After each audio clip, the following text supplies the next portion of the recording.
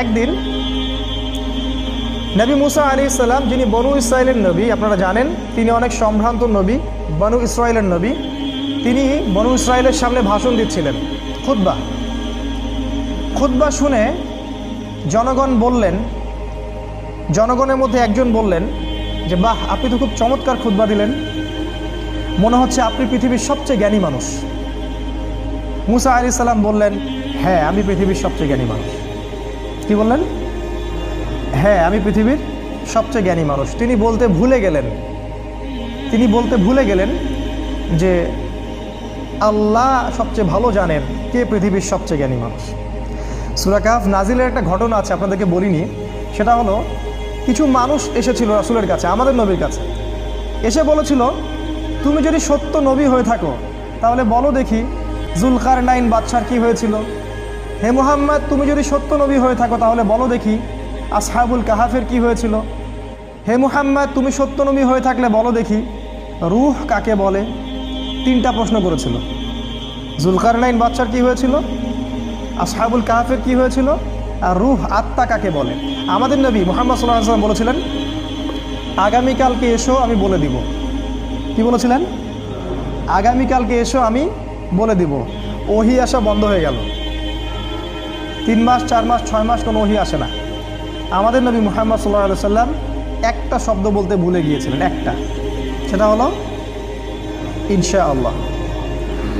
এরপরে এই সূরার প্রথম যে আয়াতটা নাজিল হয়, ওয়ালা তাকুলান্না লিশাইইন, হে নবী 23 এবং 24 নম্বর আয়াত, কখনো বলবেন না, কখনো কোনো কিছু বলবেন না, ইন্নী ফাইলুন যালিকা গাদান, আমি আগামীকাল কিছু করব, ইল্লা ইনশাআল্লাহ, ইনশাআল্লাহ বলা ব্যতীত। এটা প্রথমে নাজিল হলো, তারপরে এই প্রশ্ন 3টার উত্তর আল্লাহ পাক জানিয়ে দিলেন, তার আগে জানিয়ে দেন। ঠিক একইভাবে মুসা আলাইহিস সালাম একটা ভুল করে বসলেন। তিনি বললেন, আমি পৃথিবীর সবচেয়ে জ্ঞানী মানুষ। আল্লাহ রাব্বুল আলামিন নবীদের ছোট ছোট ভুল ধরে ফেলেন, আল্লাহ পাক ধরে ফেলে বললেন, না মুসা, তুমি পৃথিবীর সবচেয়ে জ্ঞানী মানুষ নও, তুমি পৃথিবীর সবচেয়ে জ্ঞানী মানুষ নও। আমার একজন বান্দা আছে যাকে তুমি পাবে 2 সাগরের মিলনস্থলে, আমার সেই বান্দা তোমার চেয়ে অনেক বেশি জ্ঞানী। মুসা আলাইহিস সালাম এটা শোনা মাত্রই ওই বান্দার সাথে দেখা করার জন্য উদ্গ্রীব হয়ে উঠলেন। তিনি আল্লাহকে বললেন, আমি তার সাথে দেখা করতে চাই। আল্লাহ পাক বললেন, তুমি একটা ঝুড়ি নাও, এই ঝুড়ির মধ্যে কিছু মাছ নিবে, মৃত মাছ, এবং সাথে একজন সহযোগী নাও, নিয়ে সফর করো। যখন ওই 2 সাগরের মিলনস্থল পেয়ে যাবে, ওই জায়গায় দেখবে যে আমার সেই বান্দা বসে আছে। মুসা আলাইহিস সালাম সফর করলেন, তার সাথে একজন যুবককে নিলেন, যুবকের নাম হচ্ছে ইউশা বিন নুন। একটা ঝুড়ি নিলেন, সেখানে মাছ রাখলেন। এবার তিনি সফর করা শুরু করলেন। তিনি বলছেন, আমি সফর করতেই থাকবো, যদি আমাকে যুগ যুগ ধরেও চলতে হয়। সফর করতে শুরু করলেন। একটা পর্যায়ে সফর করতে করতে করতে করতে 2 সাগরের মিলনস্থল তিনি পেয়ে গেলেন। সেখানে তারা রেস্ট করলেন, বিশ্রাম নিলেন। এই বিশ্রাম নেওয়ার সময় এই যে মৃত মাছগুলো ছিল জীবিত হয়ে সমুদ্রে বা নদীতে চলে গেল। কিন্তু ইউশা বিন নুন এই ঘটনাটা দেখলেন, দেখে মুসা আলাইহিস সালামকে বলতে ভুলে গেলেন। শয়তান আমাদেরকে অনেক সময় আল্লাহর পথ থেকে ভুলিয়ে দেয়, ভুলে গেলেন। এরপরে মুসা আলাইহিস সালাম আবার উঠলেন রেস্ট নিয়ে এবং চলা শুরু করলেন আবারও সামনের দিকে। এবার চলতে চলতে উনি খুব ক্লান্ত হয়ে পড়লেন। এতক্ষণ পর্যন্ত কিন্তু তিনি ক্লান্ত বোধ করছিলেন না। মাছটা যেই সমুদ্রের নদীতে চলে গেল, এবার তিনি অন্য পথ যাচ্ছেন, ভুল পথে, এবং ক্লান্ত হয়ে যাচ্ছেন। তার মানে জীবনে চলার পথে আপনার পথ যদি ভুল হয়, আপনি খুব সহজে ক্লান্ত হয়ে যাবেন। আর আপনার পথ যদি হয় আল্লাহ এবং তার রাসূলের পথে, আপনি সহজে ক্লান্ত হবেন না। আপনার ভিতরে সবসময় চিরযৌবন কাজ করবে। যাই হোক, তিনি ক্লান্ত হয়ে গেলেন এবং ইউশা বিন নুনকে বললেন, নাস্তা নিয়ে আসো, মাছগুলোকে নিয়ে আসো, আমি খুব ক্ষুধার্ত। তখন ইউশা বিন নুনের খেয়াল হলো যে মাছ তো চলে গেছে নদীতে। তিনি বললেন, মাছ তো চলে গেছে নদীতে, আমি তো আপনাকে বলতে ভুলে গিয়েছিলাম। তখন বললেন মুসা আলাইহিস সালাম, তুমি এটা কি করেছো? ওইটাই তো সেই জায়গা, যে জায়গার সন্ধান আমরা করছিলাম। তারা আবার ফেরত আসলেন, এসে দেখলেন 2 সাগরের মিলনস্থলে একটা সাখরা বলে আরবিকে একটা পাথর বা রক, শিলাখণ্ড, এর উপরে একজন ব্যক্তি বসে আছেন। মুসা আলাইহিস সালাম তাকে সালাম দিলেন, বললেন আসসালামু আলাইকুম। খিদির আলাইহিস সালাম বললেন ওয়া আলাইকাস সালাম। এই জনমানব শূন্য জায়গায় কে সালাম দিচ্ছে? তখন মুসা আলাইহিস সালাম বললেন আমি মুসা। খিদির আলাইহিস সালাম বললেন কোন মুসা? বনি ইসরাইলের মুসা।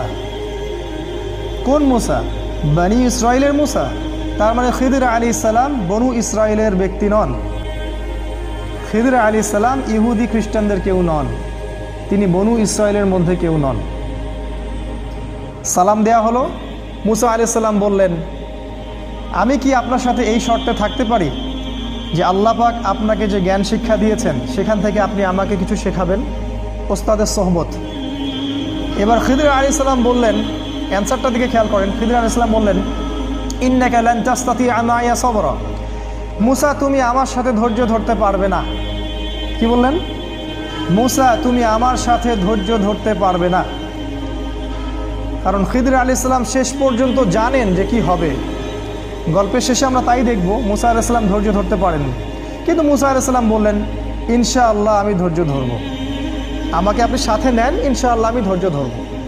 খিদির আলাইহিস সালাম ইনশাআল্লাহকে সম্মান করলেন এবং মুসা আলাইহিস সালামকে সাথে নিলেন, কিন্তু বললেন তুমি আমার সাথে সফর করো, কিন্তু আমাকে কোনো প্রশ্ন করতে পারবে না, একটা প্রশ্ন করা যাবে না, আমি কি করব না করব কোনো বিষয়ে কোনো প্রশ্ন করা যাবে না। মুসা আলাইহিস সালাম বললেন ঠিক আছে। এবার তারা চলতে শুরু করলেন। এবার ঘটনা শুরু। চলতে চলতে চলতে চলতে একটা নদী আসে। এবার তারা নদী পার হবেন, কিন্তু কোনো টাকা পয়সা সাথে নাই। খিদির আলাইহিস সালামকে ওই মাঝিরা চিনত। সেই মাঝিরা তাকে বলল আপনি নৌকায় ওঠেন, টাকা পয়সা লাগবে না। খিদির আলাইহিস সালাম মুসা আলাইহিস সালামকে নিয়ে নৌকায় উঠলেন। এবার নৌকা চলতে শুরু করলো। নৌকার পাতা টানের উপর একটা পাখি এসে বসলো। এই পাখিটা ওই নদী থেকে একটু পানি খেয়ে চলে গেল। এই দৃশ্যটা দেখে খিদির আলাইহিস সালাম বললেন হে মুসা, এই যে পাখিটা যতটুকু পানি এই নদী থেকে খেয়ে চলে গেল, ওই অতটুকু পানি হচ্ছে তোমার আর আমার জ্ঞান। আর এই যে নদীর যত পানি দেখছো এগুলো হচ্ছে আল্লাহর জ্ঞান।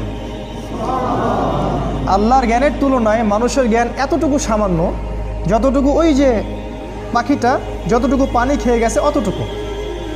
যাই হোক, নৌকা চলতে থাকলো।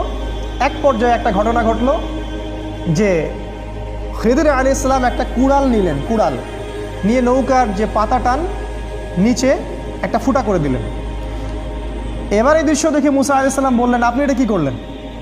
যারা বিনা পয়সায় আমাদেরকে সফর করালো, আমাদের উপকার করলো, ওই বেচারা গরিব মানুষের এই একমাত্র সহায় সম্বল নৌকাটা আপনি ফুটা করে দিলেন। আপনি তো লাকাদ জি'তা শাইআন ইমরা, আপনি তো বিশাল একটা ভয়ঙ্কর কাজ করলেন, গুনার কাজ করলেন আপনি একটা। তখন খিদির আলাইহিস সালাম বললেন আলাম আকুল ইন্নাকা লান তাসতাতিআ মাইয়া সাবরা। হে মুসা, আমি কি তোমাকে বলিনি তুমি আমার সাথে ধৈর্য ধরতে পারবে না? মুসা আলাইহিস সালাম বললেন আমাকে ক্ষমা করে দিন, আমি ভুলে গিয়েছিলাম, এরপরে ইনশাআল্লাহ আমি আর কোনো কোশ্চেন করব না। তারা আবার চলতে লাগলেন। চলতে চলতে চলতে চলতে একটা বাচ্চার সাক্ষাৎ হলো। বাচ্চা, ছোট বাচ্চা, গোলাম। কোরআন বলেছে গোলামান ফাকাতালাহ। খিদির আলাইহিস সালাম বাচ্চাটাকে হত্যা করলেন। এটা তো আরও ভয়ঙ্কর ব্যাপার। নৌকা ফুটা করা কোথায় আর বাচ্চা হত্যা করা কোথায়? আর মুসা আলাইহিস সালাম নিজেও কিন্তু মার্ডার কেসের আসামি। এটা কি জানেন? মুসা আলাইহিস সালাম কিন্তু একটা ব্যক্তিকে এক ঘুষি দিয়ে হত্যা করে ফেলছিলেন ভুলবশত। মুসা আলাইহিস সালাম এবার বললেন ইন্নাকা লাকাদ জি'তা শাইআন নুকরা, আপনি মহা একটা অপরাধ করলেন, এটা আপনি নিরপরাধ একটা শিশুকে হত্যা করলেন। খিদির আলাইহিস সালাম বললেন আলাম আকুল লাকা ইন্নাকা লান তাসতাতিআ মাইয়া সাবরা, আমি কি তোমাকে বলিনি হে মুসা তুমি আমার সাথে ধৈর্য ধরতে পারবে না? এবার মুসা আলাইহিস সালাম সর্বশেষ অজুহাত দিলেন, দিয়ে বললেন আমি যদি আর একটা কোশ্চেন করি তাহলে আমাকে আর সাথে নিয়েন না, এবার লাস্ট চান্স, আর একটাও কোশ্চেন করবো না ইনশাআল্লাহ। তারা আবার চলতে লাগলেন। চলতে চলতে একটা গ্রাম আসলো। সেই গ্রামের মানুষগুলো ছিল একটু আমাদের নিউ ইয়র্কের মানুষের মতো আর কি, অনেকটা আমাদের এখন ঢাকা শহরের মতো। মেহমানদারি করতে চায় না, মেহমান আসলে বিরক্ত হয়। তারা মেহমানদারি করতে চাইলো না। তারা মুসা এবং খিদিরকে কোনো খাবারও দিল না, কোনো পানিও দিল না, সামান্যতম সৌজন্য বোধটুকু তারা দেখালো না। কিন্তু খিদির আলাইহিস সালাম দেখলেন ওই গ্রামের একটা বাড়ির দেয়াল ধসে পড়ে আছে। একটা দেয়াল পড়ে গেছে। খিদির আলাইহিস সালাম নিজে কষ্ট করে এই পুরো দেয়ালটা তৈরি করলেন, ইট পাথর যা যা লাগে তাই দিয়ে তিনি দেয়ালটা তৈরি করলেন। তৈরি করে আবার সেটাকে নতুন জায়গায় রিপ্লেস করলেন। এই দৃশ্যটা দেখে মুসা আলাইহিস সালাম বললেন, আপনি চাইলে তো কিছু পারিশ্রমিক নিতে পারতেন, এত কষ্ট করলেন, ওরা আমাদেরকে খাবারও দিল না, পানিও দিল না, আপনি ওদের কাজ করে দিলেন, একটু তো সামান্য নাস্তার টাকা নিতে পারতেন। খিদির আলাইহিস সালাম বললেন, হ্যাঁ ফিরাকু বাইনি ওয়া বাইনিক, এই হলো তোমার আর আমার ফেরাক, রাস্তা আলাদা, এখন যাও, তুমি চুক্তি ভঙ্গ করছো 3 বার, রাস্তা আলাদা। আমাদের নবী মুহাম্মদ সাল্লাল্লাহু আলাইহি ওয়াসাল্লাম বলেছিলেন এক হাদিসে, যদি মুসা আলাইহিস সালাম ওই দিন প্রশ্নগুলো না করতেন তাহলে অনেক কিছু শেখা যাইত। যাই হোক, 3টা শর্ত লঙ্ঘন হলো, মুসা আলাইহিস সালামকে তিনি আর সাথে রাখলেন না, তবে বললেন তুমি চলে যাও, কিন্তু যাওয়ার আগে আমি তোমাকে 3টা এই যে ঘটনা ঘটলো এর তাউইল বা ব্যাখ্যা, ইন্টারপ্রিটেশন তোমাকে আমি জানাই দেবো আমি কেন করেছি। তিনি বললেন, ওই যে প্রথম নৌকাটা আমি ফুটে এই জন্য করেছি যে কারণ ওই নৌকার পিছনে ছিল একটা জলদস্যুর দল। ওই জলদস্যুর দল যদি এই নৌকাটাকে দেখতো, নৌকাটা খুব ভালো সুন্দর, তাহলে সেই নৌকাটা তারা হাইজ্যাক করত। আমি নৌকাটা ফুটা করে দিয়েছি, এই ত্রুটিযুক্ত নৌকাটা তারা নিবে না, তারা ত্রুটিযুক্ত কোনো নৌকা নিবে না, নষ্ট নৌকা তারা নিবে না। যদি নৌকাটা ভালো থাকতো তাহলে ওরা ওই গরিব মাঝির শেষ সম্বলটুকু ছিনিয়ে নিয়ে চলে যেত। তোমার কাছে মনে হয়েছে আমি ক্ষতি করেছি, কিন্তু আমি পরোক্ষভাবে ওর উপকার করেছি, সেটা তুমি সবর করতে পারোনি। আর দ্বিতীয় যে বাচ্চাটাকে আমি হত্যা করেছিলাম, আমি এই জন্য হত্যা করেছিলাম যে আল্লাহ আমাকে জানিয়ে দিয়েছিলেন এই বাচ্চাটা যখন বড় হতো সে অনেক বড় একটা কাফের হতো, এবং সে নিজেও কুফরি করত, অন্যদেরকে কুফরিতে আহ্বান করত, এমনকি তার বাবা মাকেও সে কাফের বানিয়ে ছাড়ত।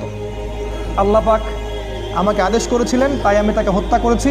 আর আল্লাহ পাক এই বাচ্চার বদৌলতে ওই বাবা মাকে আরও ভালো ভালো সন্তান সন্ততি দিবেন। এই হলো দ্বিতীয় প্রশ্নের উত্তর। আর তৃতীয় প্রশ্নটা কি? ওই যে আমি দেয়ালটা নির্মাণ করলাম, তোমার কাছে মনে হলো যে আমি অযথাই পরিশ্রম করলাম, তা আল্লাহ আমাকে জানিয়ে দিয়েছিলেন যে ওই দেয়ালটার নিচে ওই বাড়ির 2টা এতিম বাচ্চার সম্পত্তি লুকানো আছে। ওই বাড়ির 2টা এতিম বাচ্চার সম্পত্তি ওই দেয়ালের নিচে লুকানো আছে, গুপ্তধন। আল্লাহ পাক চাইলেন আমি দেয়ালটা নির্মাণ করে দেই, ওই বাচ্চারা যখন বড় হবে তখন তারা এই সম্পত্তিটা পাবে। আর দেয়াল যদি নির্মাণ না করতাম তাহলে অন্যেরা ওর সম্পত্তি লুট করে নিয়ে যেত, তারা ভোগ করতে পারতো না। এই হলো 3টা ঘটনার তাউইল, যে ব্যাপারে তুমি সবর করতে পারোনি। খিদির আলাইহিস সালাম সম্পর্কে আল্লাহ পাক বলেছেন, আমি খিদিরকে 2টা গুণ দিয়েছিলাম, জাস্ট 2টা গুণ, এটা বলে শেষ করছি। খিদিরকে আমি 2টা গুণ দিয়েছিলাম, আমাদেরকে এই 2টা গুণ অর্জন করতে হবে।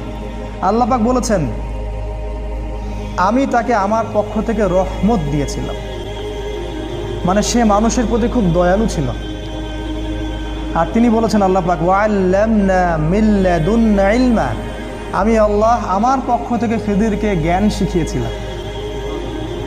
তাই এই জামানায় খিদির আলাইহিস সালামের মতো হয়ে এই রাতের অন্ধকার দূর করে সোনালি সকাল আনতে হলে আমাদেরকে যেমন 2 চোখ দিয়ে দেখতে হবে, একই সাথে দয়ালু হতে হবে, এবং আল্লাহর পক্ষ থেকে যে জ্ঞানের উৎস, ওই উৎসের কাছে আপনাকে ফিরে আসতে হবে।